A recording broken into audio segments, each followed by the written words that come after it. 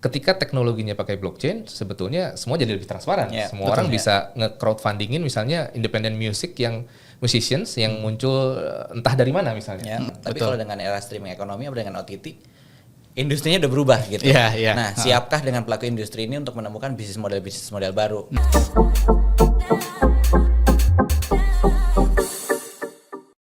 Selamat datang kembali di podcast With The Future, podcast yang dipersembahkan oleh Weir Group yang membahas tentang teknologi-teknologi terkini.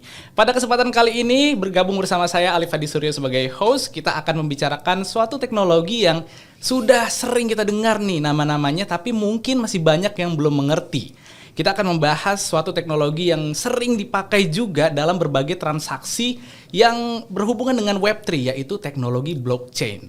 Dan bagaimana sih aplikasinya dan penggunaannya di kehidupan sehari-hari? Apakah blockchain itu sudah bisa kita rasakan manfaatnya sekarang ini? Makanya pada kesempatan kali ini sudah bergabung bersama saya ada Mas Aldi Raharja selaku Head of Blockchain Solution Nusameta, dan juga ada Mas Kukuh Rizal Arfianto selaku co-founder dan director dari Sun Eater. Selamat datang Mas ya. Halo. Terima kasih udah bergabung nih di podcast With The Future hari ini gitu. Tadi sih sebelum kita duduk di sini nih kayaknya obrolan sudah jalan secara natural aja gitu ya. Ternyata nih kayaknya ada sedikit koneksi nih antara Mas Kuku sama Mas Aldi ya sebelumnya ya.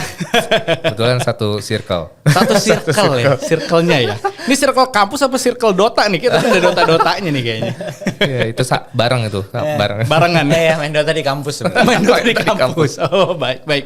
Iya, jadi kan kita ngomongin podcast nih Mas hari ini ya, di mana ngomongin blockchain. Di mana blockchain itu kan memang sudah sebenarnya tidak asing sih bagi orang yang tidak begitu memantau teknologi pun kata-kata blockchain juga sudah sering terdengar gitu loh. Tapi baik layaknya teknologi-teknologi baru masih banyak yang belum mengerti apa sih blockchain itu.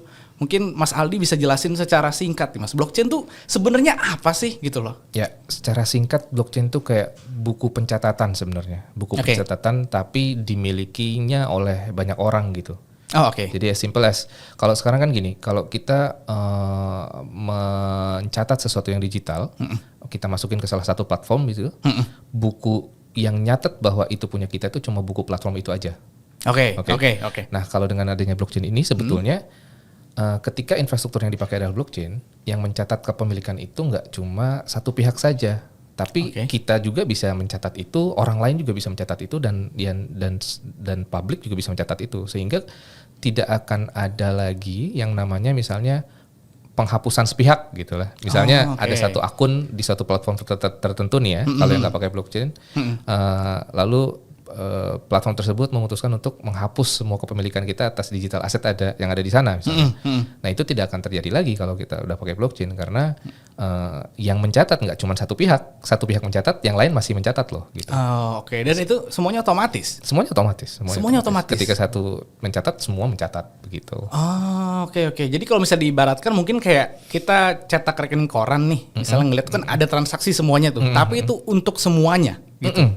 Untuk semuanya, dan semuanya mereplikasi hal yang sama gitu, mereplikasi catatan yang sama. Jadi kalau ada satu orang yang mau curang nih, gitu, mau mengubah catatannya, tapi yang lain kan nggak mencatat hal yang sama gitu.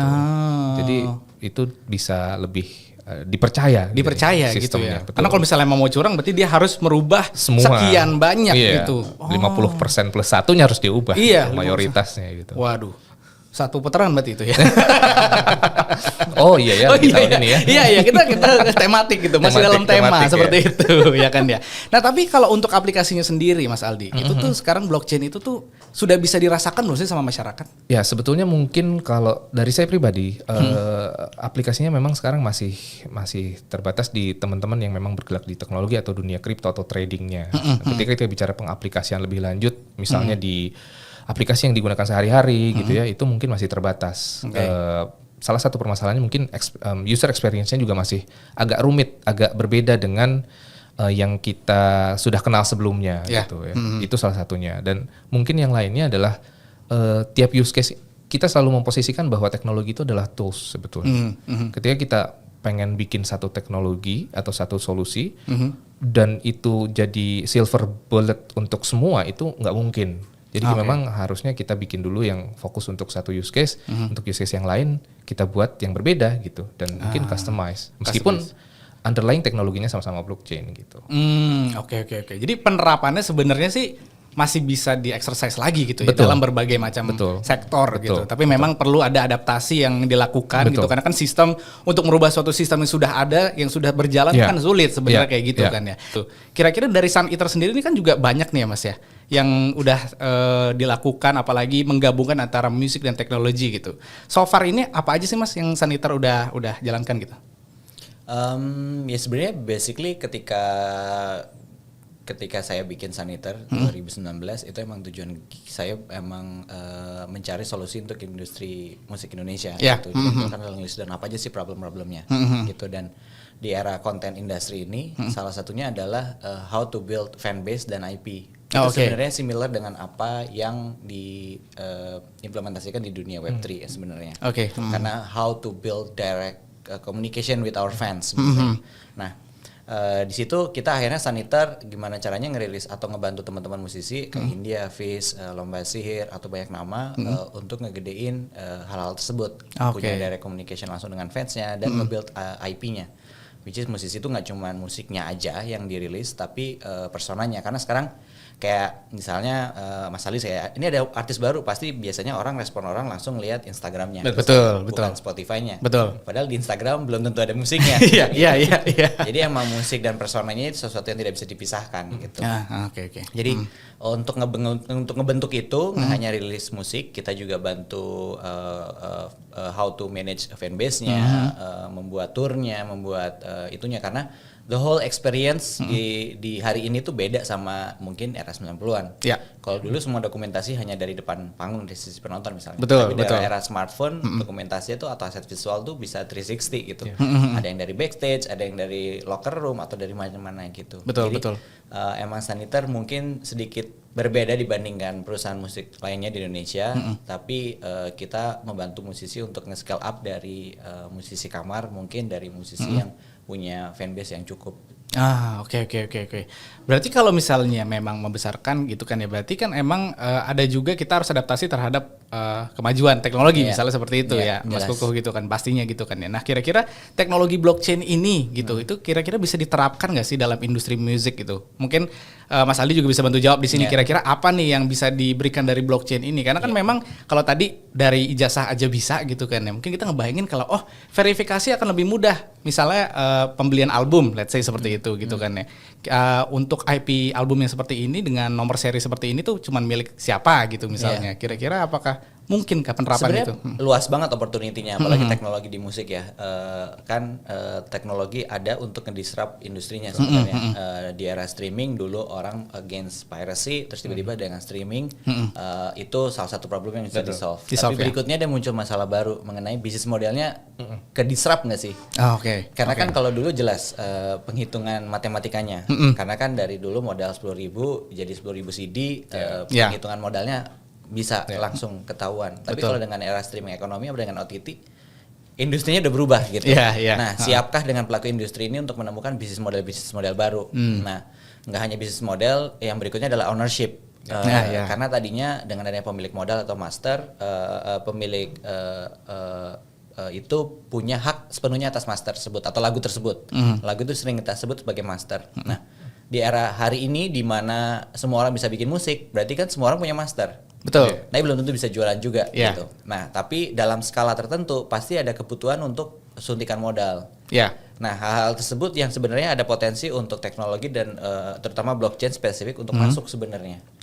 Karena buat saya istilahnya istilahnya advance royalty. Jadi ketika pemilik master atau investor atau label ingin support saya sebagai musisi, dia akan mengeluarkan sebagian modal, sebutnya advance royalty, untuk melakukan produksi lagu dan promosi lagu.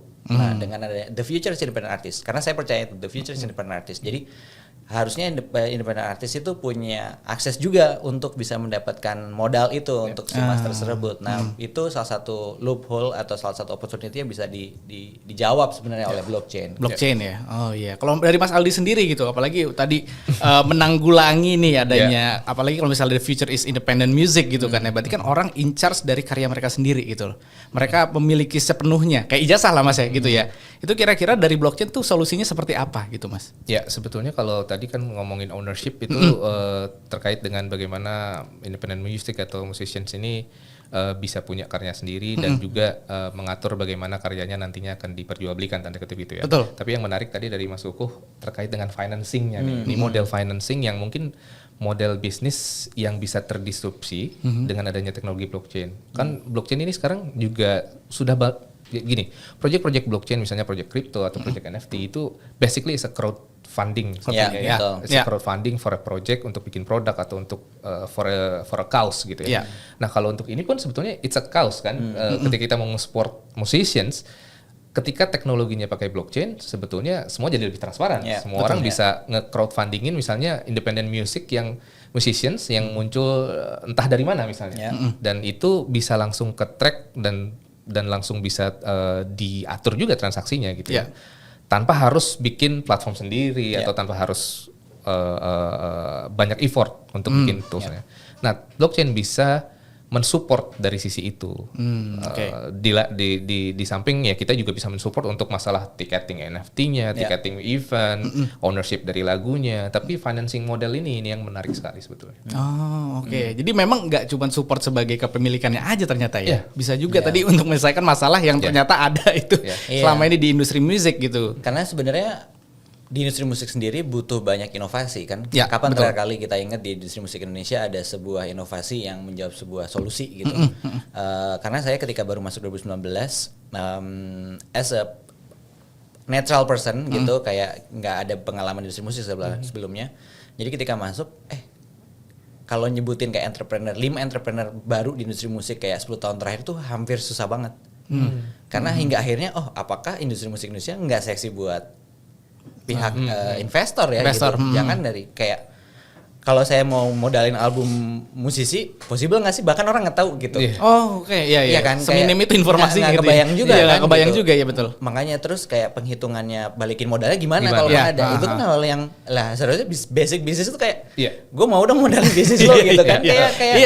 Kayak itu aja nggak pernah terdiskusikan gitu. Betul. Jadi makanya ketika masuk kayaknya butuh banyak disrupsi di banyak sektor gitu. Karena kalau nyebutin entrepreneur gitu ya atau hal bisnis baru pasti semuanya ngomongin musik festival. Exactly. Dengan adanya talent banyak baru, terus musik festival baru, tapi kan butuh ada label owner, media musik, apa segala macamnya. Itu tuh yang menurut saya apalagi itu butuh banyak disrupsi. Apalagi justru peran teknologi kan hadir untuk mengakselerate banyak hal gitu. Iya. Oke. Iya menarik jadi ya. Memang sebenarnya karena si blockchain ini sendiri adalah konsep yang istilah basis gitu ya. Jadi basis banyak hal, transaksional gitu kan ya. Itu bisa diterapkan dalam berbagai macam format. Termasuk juga tadi sempat tersebut juga tentang festival dan konser. Ini juga berarti untuk kayak tiketing gitu juga sebenarnya bisa dalam basis blockchain harusnya, karena itu transaksi gitu kan. Transaksi beli terus saya dapat misal kalau zaman sekarang tuh barcode atau QR code gitu kan ya. Tapi kan kadang-kadang ya tahu sendiri banyak juga kemarin yang mungkin ada miss lah, barcode ternyata nggak bisa di-scan lah, atau mungkin ternyata udah ada yang punya barcode itu sebelumnya gitu. Kalau misalnya dengan blockchain bisa juga jadi solusi nggak Mas Ali kira-kira? Iya bisa, karena pada akhirnya kan gini, kalau misalnya kita lihat mungkin correct me if I'm wrong ya Mas Kuko ya. Kalau kita bicara misalnya kayak konser yang ada, bahkan kemarin konser yang besar di kita ya Coldplay atau apa gitu, banyak yang masih beli second hand di secondary marketnya terus ternyata palsu atau terus meskipun itu sudah melewati banyak verifikasi ya, ada KTP-nya, ada apanya. Tapi ternyata the ticket itself gitu ya dijualnya kan via Instagram atau via e-commerce platform. Basically secondary market platform ini yang untuk masalah tiketing memang belum ada. Tapi ketika kita bicara investasinya gitu, orang ya udah bikin platformnya aja gitu ya. Apa sebanyak itukah secondary market untuk itu? Itu kan jadi hitungan cost to benefitnya gitu ya. Betul. Kalau dengan blockchain sebetulnya tanpa harus begitu itu bisa difasilitasi gitu. Ketika kita bicara tiketnya jadi NFT gitu ya, jual belinya ya as in jual beli NFT pada akhirnya di secondary market gitu. Tanpa harus ada metode verifikasi lagi untuk bikin secondary platform untuk tiket yang mau dijual lagi. Iya. Exactly. Itu salah satu poin mungkin yang blockchain bisa bantu juga untuk industri musik, terutama misalnya di event atau festival. Tiketing gitu. Iya, sebenarnya kalau opportunity-nya banyak karena kan ini masih early phase of Web3 lah sebenarnya, mau blockchain, Web3 segala macamnya, dan mungkin kemarin boomingnya adalah NFT dulu gitu ketika orang jadi itu jadi problem, good problem and bad problem juga karena akhirnya ketika NFT itu kan sebenarnya semua all about visual sebenarnya. Sedangkan sebenarnya kayak fitur blockchain ini kalau kita sebagai pelaku industri musik justru lebih solutif banget buat industrinya gitu. Jadi banyak orang salah kaprah juga sebenarnya ketika entry point tahu blockchain atau tahu apanya gitu. Jadi ada resistansi juga mungkin di sebagian orang melihat bahwa blockchain ini ribet lah apa segala macamnya. Tapi ngomongin hari ini tuh kan kayak tahun 94 ketika ngomongin internet ngomongin search engine gitu. Iya betul. Iya kan betul. Gitu. Jadi opportunity-nya banyak banget. Mungkin sekarang udah mulai dieksplorasi orang live streaming gitu. Karena jujur kalau dari saya cara memahami Web3 adalah saya sebagai kacamata anak gamer gitu. Ini adalah cara mudah untuk memahami Web3 melalui kacamata gamer gitu. Dan di musik pun di dunia experience ekonomi gitu, blockchain apalagi di tengah banyak experience ekonomi ini di dunia virtual dan segala macamnya, blockchain salah satu hal yang bisa menjadi autentikasi untuk banyak hal sebenarnya. Tapi emang butuh banyak learning kali ya untuk implementasinya dan lebih enak kalau nanti ada study case kan orang Indonesia juga suka gitu kan. Emang bisa apa sih gitu. Tapi kalau harus terjun beneran dikasih dulu gitu. Iya, harus ada study case kayak small win untuk akhirnya untuk orang lebih believable gitu. Believable gitu ya. Oke.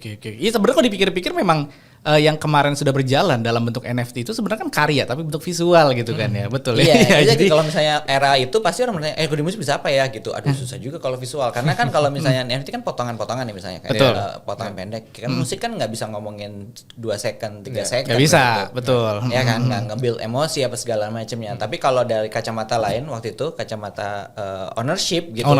Ini problem solver banget gitu. Tapi kan emang pelakunya di industrinya sendiri belum banyak juga gitu karena butuh learning curve juga. Oke. Berarti kalau untuk penerapan blockchain sendiri Mas, itu lebih mengincar kepada langsung ke end user kah atau mungkin ke industrinya sendiri? Karena kan kalau ke end user berarti kan kita juga harus mengedukasi nih, berarti kan masyarakatnya gitu kan bahwa blockchain itu seperti ini. Cuman kalau misalnya contohnya kayak Kris deh gitu.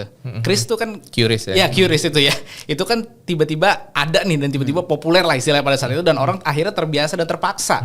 Dan sekarang akhirnya udah orang malah nggak bawa cash gitu loh. Apakah blockchain itu harus di-approach seperti itu kah atau mungkin kita promosikan sebagai this is the way forward langsung ke end usernya gitu menurut Mas Ali gimana? Kalau dari saya mungkin mengacu sama ini ya. Kita punya biasanya acuannya tuh Gartner tuh pernah selalu ngeluarin namanya hype curve itu ya diagram ya, yang mana itu tuh teknologi baru biasanya hype-nya tinggi dulu, nanti baru ke valley of despair, baru nanti ke actual use gitu ya. Nah sebetulnya memang itu banyak faktor yang mendasari itu. Nah kalau dari sisi blockchain sebetulnya sekarang ini memang tahap adaptasi, di mana challenge-nya ada challenge di user experience, ada di regulasi, ada di misalnya bisnis modelnya masih based on volatility kriptonya dan lain-lain. Nah, tapi sebetulnya kalau nanti ke depannya blockchain ini bisa menjadi basis di mana kalau tadi kasusnya Curious ya, Curious juga kan melalui learning ada curve juga, betul. Learning curve-nya juga meskipun mungkin learning curve-nya sebelumnya dari ojek online dulu misalnya, betul. Tapi akhirnya jadi bisa ke semua. Nah, blockchain pun sama. Kalau saya menganalogikannya sebetulnya di industri musik pun ya sama seperti industri lain gitu, ada supply chain-nya gitu. Nah, ketika kita bicara supply chain kan banyak actors, banyak stakeholders, banyak apa dan terbukti di beberapa industri yang punya komoditas misalnya agrikultur gitu ya. Ternyata blockchain bisa jadi jawaban. Nah, di musik ya why not juga gitu bisa seperti itu dengan mungkin angle bisnis model yang berbeda dan angle pendekatan yang berbeda, apakah ke user dulu, apakah ke publisher dulu atau ke artisnya dulu, itu sebetulnya perlu analisis menjalan lagi gitu ya. Oke. Menarik. Jadi istilahnya kalau misalnya memang istilah orang tuh akan nanti lama-kelamaan akan tibalah saatnya di mana tadi yang dari curve itu akan menjadi orang udah tahu nih use-nya tuh gitu. Apa gitu loh. Udah merasakan manfaatnya apa. Karena memang untuk memperkenalkan hal baru gitu kan. Orang kan pasti punya penilaian masing-masing gitu. Apalagi mungkin apalagi kemarin sempat overhype misalnya seperti itu gitu kan. Orang ternyata use-nya masih belum kerasa nih gitu. Tapi nanti akan ada momen di mana blockchain is the way forward gitu loh. Blockchain itu adalah salah satu solusi dari semua transaksi kita selama ini yang memang masih centralized gitu kan, masih dipegang sama satu pihak gitu ya. Jadi sekarang semuanya terbuka gitu. Bahkan tanpa harus tahu orang-orang bahwa mereka sudah pakai blockchain gitu. Iya. I mean, kita nggak pernah tahu sekarang kita pakai database apa misalnya atau teknologi apa kan. Tapi end user kan taunya mudah, murah, cepat, nyaman dan lain-lain gitu. Oke. Nah, kalau kayak gitu, ini pertanyaan ekstra aja nih yang aku kepo jujur. Buat Mas Aldi sama Mas Kuku. Berarti kalau misalnya emang jadi tidak centralized gitu kan ya. Yang menahan tuh apa? Karena secara sistem memang sudah terbuka semuanya gitu kan. Secara sistem bahwa this is the way forward gitu loh. Apakah ada yang menahan? Apakah misalnya memang infrastrukturnya kah yang masih belum ready? Apakah gimana? Oke, jadi sebetulnya juga menurut saya pribadi, ketika kita bicara blockchain kan semuanya ngomongin transparansi, tapi bukan berarti semuanya juga harus bisa dibuka gitu. Dan secara teknologi itu pun bisa. Blockchain banyak tipenya juga. Ada yang kita bisa bikin private blockchain, kita bisa bikin layer of blockchain, layer private-nya. Menurut saya pada akhirnya pemahaman tentang teknologinya ini harus sesuai dengan use case-nya. Oke. Jadi ketika kita bicara blockchain, yang terbuka itu mau yang seperti apa yang harus terbuka. Gak mungkin dong data-data pribadi mau kita buka gitu. Itu kan ditaruh di blockchain juga gak bijak gitu. Iya betul. Nah tapi ketika kita bicara misalnya data transaksi untuk meningkatkan trustability terhadap pengeluaran oleh independent musicians misalnya, itu bisa kita buka gitu. Nah itu saya sangat percaya bahwa tools itu harus ngikutin use case. Betul. Jadi jangan pakai mesin jangan pakai general semua dipakai untuk itu gitu ya. Jangan pakai cangkul untuk bangun apartemen. Betul. Gitu. Itu kan capek, harus pakai eskavator gitu. Tapi kalau mau bikin kebun bunga pakai cangkul nggak apa-apa gitu. Iya. Dan contohnya tadi di industri musik juga ternyata memang mungkin bisa disesuaikan juga gitu ke industri musik butuhnya apa gitu ya. Mas Kuku ya. Dan penerapannya juga nanti bisa disesuaikan apakah untuk ticketing, apakah untuk ownership gitu kan ya. Nah kira-kira nih balik ke Mas Kuku nih ke depannya challenge-nya nih dengan majunya era teknologi dan era musik kan sama-sama maju nih dua gitu ya. Mungkin ada tiap hari ada genre baru mungkin atau seperti apa gitu ya. Tantangan terbesar di musik itu apa Mas? Industri musik gitu. What's next after creator economy? Ya. Itu sih. Itu ya. Karena itu challenge-nya. Karena kan dengan ada musisi kamar semua itu kan berarti ledakan so-called musician kan sebenarnya. Jadi what's next ya? Karena kan mungkin secara fasenya setelah banyak talent pasti banyak festival. Nah setelah banyak festival apalagi nih? Karena kan harusnya munculnya label owner, creative designer baru, musik media dan lain-lainnya. Karena ekosistem itu nggak hanya tersentral ke pelakunya gitu, si musisiannya gitu. Nah sekitarnya ini.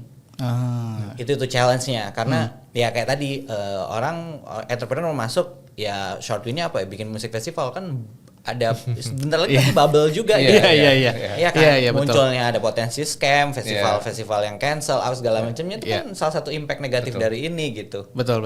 Nah, what's next after itu gitu maksudnya orang-orang ready nggak gitu. Karena kalau orang mungkin nggak banyak yang menyadari ya.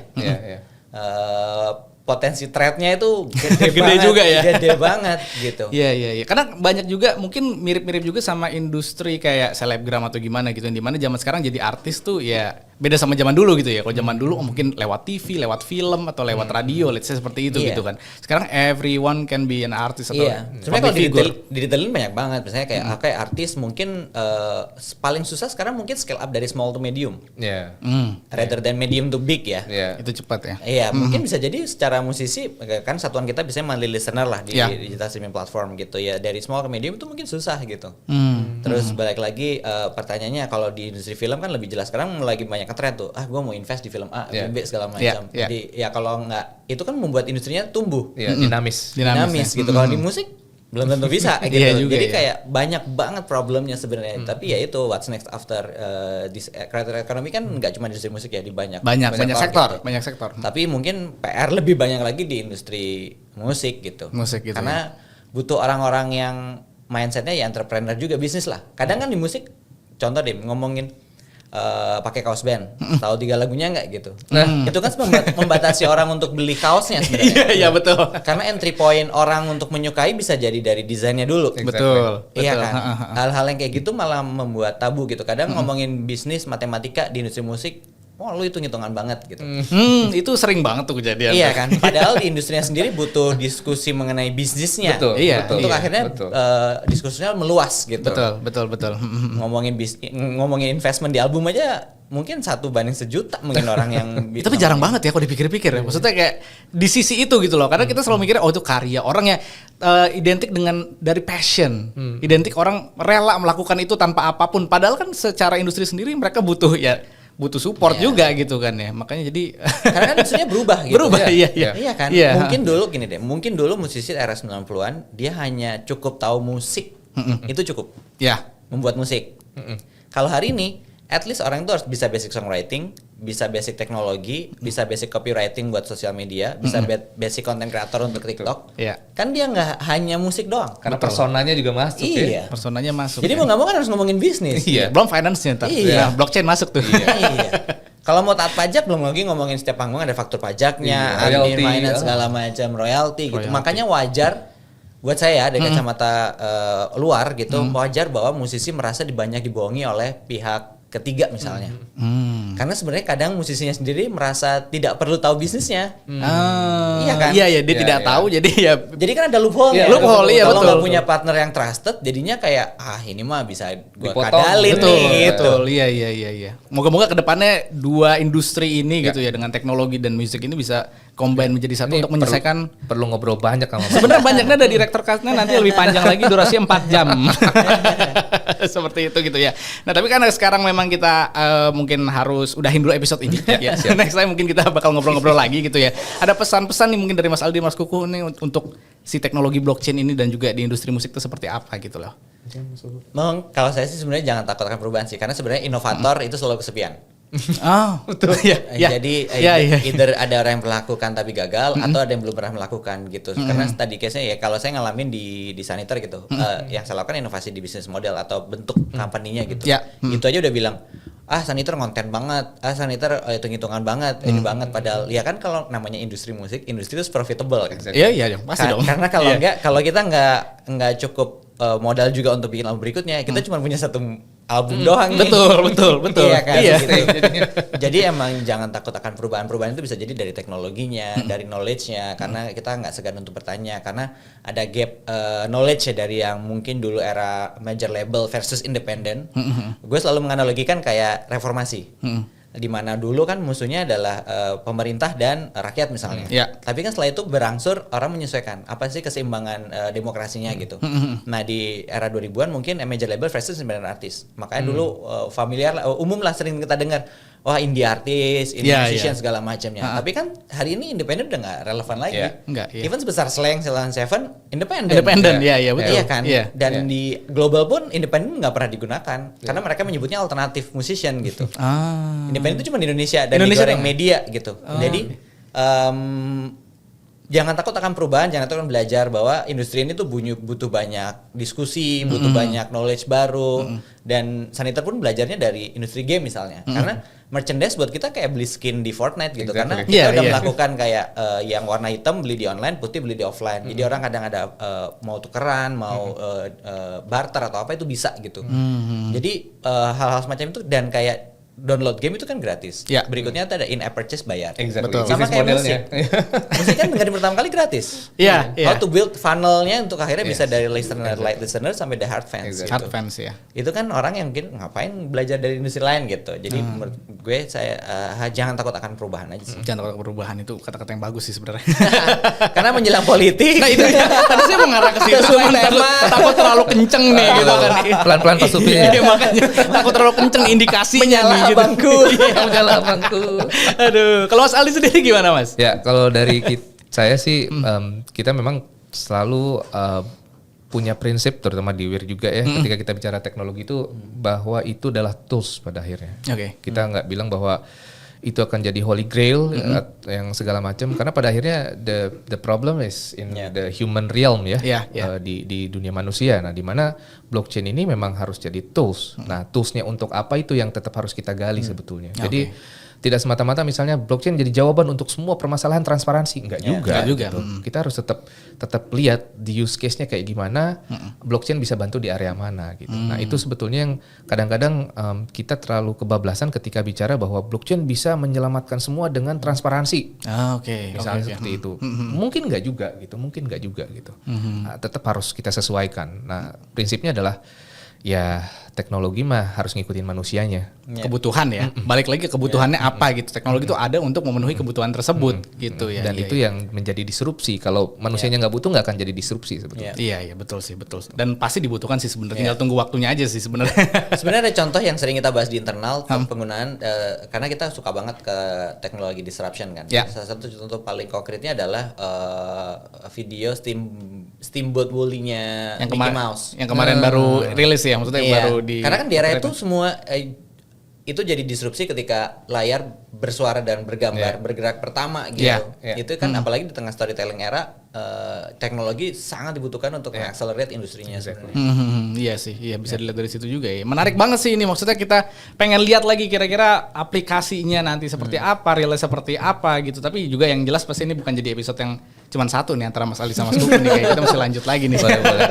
Habis kita bikin sesuatu kita bikin lagi. Nah, kita nanti bikin lagi gitu ya. Kita recap lagi nih, kira udah jadi nih gitu loh. Kita bisa langsung buktiin nih ke penonton di situ. Tapi so far terima kasih banyak Mas sudah main-main ke podcast With The Future gitu kan ya. Semoga Sanitor makin seru lagi nanti gitu.